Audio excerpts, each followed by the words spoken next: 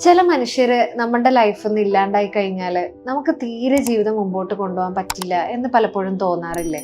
അവരില്ലാത്തൊരു ലോകത്തിനെ പറ്റിയിട്ട്, അവരില്ലാത്ത ഒരു ജീവിതത്തിനെ പറ്റിയിട്ട് നമുക്ക് ആലോചിക്കാൻ കൂടി വയ്യ. ഇന്ന് നമ്മൾ സംസാരിക്കാൻ പോകുന്നത് ഇമോഷണൽ ഡിപ്പെൻഡൻസിയെ പറ്റിയിട്ടാണ്. ഞാൻ മുബഷിറ റഹ്മാൻ, കൺസൾട്ടന്റ് സൈക്കോളജിസ്റ്റ്. ഒപ്പം നമ്മളുടെ പാർട്ട്ണർ, നമ്മളുടെ മക്കള്, നമ്മളുടെ മാതാപിതാക്കള്, ഇവരൊക്കെ നമ്മളുടെ ലൈഫിൻ്റെ സെൻട്രൽ പാർട്ടാണ്. പക്ഷേ നമ്മളുടെ ഹാപ്പിനെസ്സിൻ്റെയും സമാധാനത്തിൻ്റെയും സോഴ്സ് ഇവർ മാത്രമേ ആവാൻ പാടുള്ളൂ എന്നിടത്താണ് നമ്മളുടെ ഈ ഇമോഷണൽ ഡിപ്പെൻഡൻസി ക്രിയേറ്റ് ചെയ്യുന്നത്. ഇതിനെ കുറേയും കൂടി ഈസിലി എക്സ്പ്ലെയിൻ ചെയ്യാൻ വേണ്ടിയിട്ട് ഞാനൊരു എക്സാമ്പിൾ പറഞ്ഞുതരാം. നിങ്ങളും നിങ്ങളുടെ പാർട്ട്ണറും തമ്മിൽ ജോലിക്ക് പോകുന്നതിന് മുമ്പ് രാവിലെ ഒരു വഴക്കുണ്ടാവുന്നു. ഈ വഴക്ക് കഴിഞ്ഞിട്ട് രണ്ടുപേരുടെ ജോലി സ്ഥലങ്ങളിലേക്ക് പോകുന്നു. ഇപ്പോൾ ഹസ്ബൻഡ് എന്ത് ചെയ്യുന്നു? ജോലി സ്ഥലത്തേക്ക് എത്തി അവിടുത്തെ ഫ്രണ്ട്സിൻ്റെ അടുത്തൊക്കെ ഒന്ന് സംസാരിച്ചാൽ കുറച്ചും കൂടി ഒന്ന് മൈൻഡൊക്കെ ഒന്ന് ഓക്കെ ആവാൻ നോക്കുന്നു. ഒരു ഉച്ചയാകുമ്പോഴത്തേക്ക് അയാൾക്ക് ഇഷ്ടമുള്ള ഒരു കഫേയിൽ പോയിട്ട് അയാൾ ഫുഡ് കഴിച്ചിട്ട് അയാൾ രാവിലത്തെ പ്രശ്നം കുറച്ചും കൂടി ലൈറ്റായിട്ട് അയാൾ ഒന്ന് മറക്കാനും ഒന്ന് ഓക്കെ ആക്കാൻ വേണ്ടിയിട്ട് ശ്രമിക്കുന്നു. ഇനി വൈകുന്നേരം ആകുമ്പോഴത്തേക്കും അയാൾ വീട്ടിലേക്ക് തിരിച്ചു വരുമ്പോഴത്തേക്ക് പാട്ടൊക്കെ കേട്ട് ബസ്സിൽ സൈഡ് സീറ്റിലൊക്കെ ഇരുന്ന് അയാൾ കുറേയും കൂടി ഓക്കെ ആവുന്നത്. അപ്പോൾ ഇങ്ങനെയുള്ള രാവിലത്തെ പ്രശ്നങ്ങളൊക്കെ കുറേയും കൂടി മറന്ന് കുറേയും കൂടി ഓക്കെ ആയിട്ടാണ് ആള് വീട്ടിലേക്ക് തിരിച്ചു വരുന്നത്. ഇനി വൈഫ് എന്ന് പറയുന്ന ഒരാള് ജോലി സ്ഥലത്തേക്ക് പോയി. അവിടെ ഇരുന്നിട്ട് ജോലി ചെയ്യുമ്പോഴും ദ സെയിം കാര്യം തന്നെ, രാവിലെ അടിയുണ്ടായതിനെ പറ്റിയിട്ട് തന്നെയാണ് കൺസിസ്റ്റന്റ് ആയിട്ട് ചിന്തിച്ചുകൊണ്ടേയിരിക്കുന്നത്. എന്തുകൊണ്ട് അയാൾ എന്നോട് അങ്ങനെ പറഞ്ഞു? അയാൾ എന്തുകൊണ്ടായിരിക്കും ഇങ്ങനെ എന്നോട് ചെയ്തത്? ഞാൻ എന്തെങ്കിലും തെറ്റ് ചെയ്തോ? അല്ലെങ്കിൽ എന്നെ ഇഷ്ടമില്ലായിട്ടാണോ? ഇങ്ങനെയൊക്കെ കൺസിസ്റ്റന്റ് ആയിട്ട് വൈഫ് ചിന്തിച്ചുകൊണ്ടേയിരിക്കുകയാണ്. ഇപ്പോൾ വർക്ക് പ്ലേസിലേക്ക് എത്തിയിട്ട് ഒരു ഉച്ചയാകുമ്പോഴത്തേക്ക് ഫ്രണ്ട്സ് ഒക്കെ വിളിച്ച് വാ നമുക്കൊന്ന് പുറത്ത് പോയി ഫുഡ് കഴിക്കാം. ഞാനില്ല എന്നുള്ള രീതിയിൽ ആൾ മൂഡ് ഓഫ് ആയിട്ടിരിക്കുകയാണ്.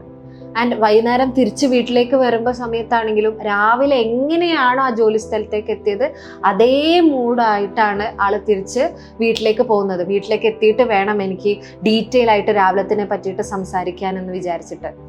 അപ്പോൾ ഹസ്ബൻഡ് ഇവിടെ വീട്ടിലേക്ക് കയറി വരുന്നത് കുറേയും കൂടി മെൻ്റലി ഓക്കെ ആയിട്ടാണ്. വൈഫാണെങ്കിലോ രാവിലെ എങ്ങനെയാണോ പോയത് അതേ ഒരു മെൻ്റൽ സ്ഥിതിയിലാണ് ആളുള്ളത്.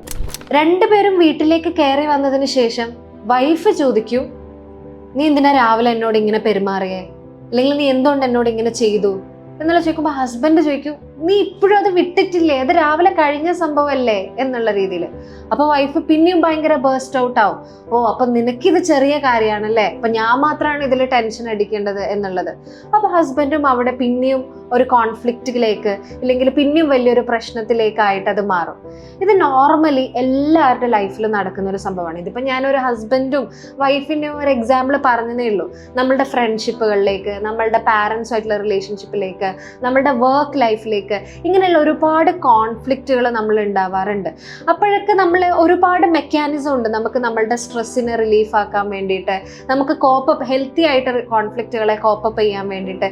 ഈ മെക്കാനിസംസും ഈ കോപ്പിംഗ് സ്ട്രാറ്റജീസും ഒന്നും നമ്മൾ യൂസ് ചെയ്യാതെ നമ്മൾ ഒരു സംഭവത്തിലേക്ക് മാത്രം ഫോക്കസ് ചെയ്തിട്ട്, ഒരാളുടെ മൂഡിനെ മാത്രം ഡിപ്പെൻഡ് ചെയ്തിട്ട്, ഒരാളുടെ സന്തോഷത്തിനെയും സങ്കടത്തിനെയും മാത്രം ഡിപ്പെൻഡ് ചെയ്തിട്ട് നമ്മൾ മുമ്പോട്ട് പോകുന്നതിനെയാണ് നമ്മൾ നേരത്തെ പറഞ്ഞ പോലെ ഇമോഷണൽ ഡിപ്പെൻഡൻസി എന്ന് പറയുന്നത്.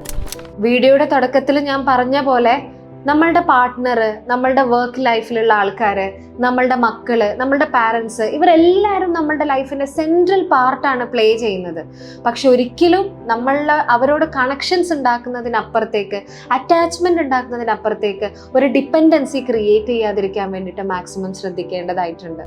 ഇപ്പം ഞാൻ കപ്പിൾ തെറപ്പി എടുക്കുന്ന സമയത്ത് മെയിനായിട്ട് മനസ്സിലാക്കിയ ഒരു കാര്യം എന്ന് പറയുന്നത്, ഇപ്പോൾ എന്തായാലും ഒരു റിലേഷൻഷിപ്പ് എന്ന് പറയുമ്പോൾ രണ്ടാൾക്കാരുടെ ഇടയിൽ ഉണ്ടാവുന്ന പ്രശ്നങ്ങൾ എന്തായാലും ഉണ്ടാവും. നമുക്കത് ഒഴിച്ചുകൂടാൻ പറ്റാത്തൊരു സംഭവമാണ്.